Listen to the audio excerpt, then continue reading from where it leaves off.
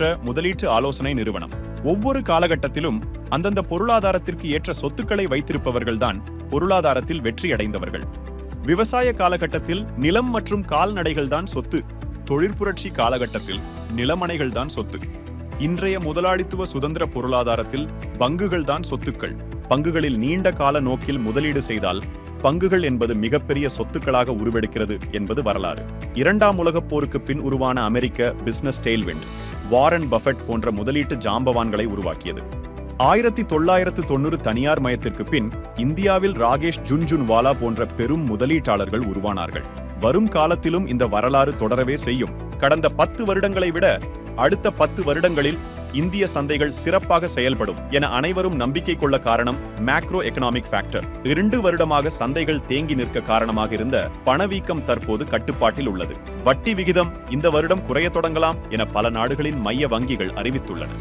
Capex infused growth. பொருளாதாரத்தை ஊக்கப்படுத்த அரசாங்கம் கடந்த சில வருடங்களாக ஆண்டுக்கு 10 லட்சம் கோடி கட்டுமான துறையில் செலவிடுகிறது. அடுத்த 10 ஆண்டுகளுக்கு 160 லட்சம் கோடி செலவிட திட்டமிட்டு உள்ளது. Retail investor participation. முன்னெப்போதும் இல்லாத அளவுக்கு சிறு முதலீட்டாளர்கள் சந்தையில் முதலீடு செய்து வருகின்றனர்.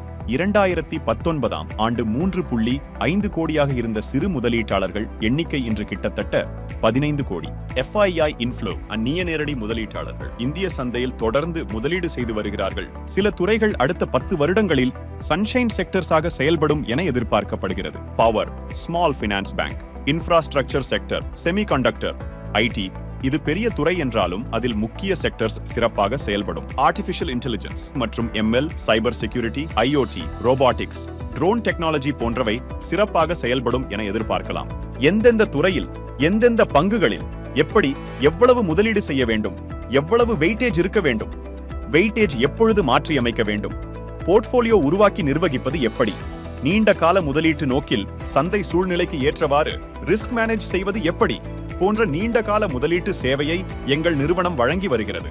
தமிழகத்தின் 57 செபி பதிவு பெற்ற முதலீட்டு ஆலோசகர்களில் எங்கள் நிறுவனமும் சிறப்பாக செயல்பட்டு வருகிறது. பங்குச்சந்தை முதலீடுகள் சந்தை அபாயத்துக்கு உட்பட்டவை. முதலீடு செய்யும் முன் முதலீட்டு ஆவணங்களை சரிபார்த்துக் கொண்டு முதலீடு செய்யவும்.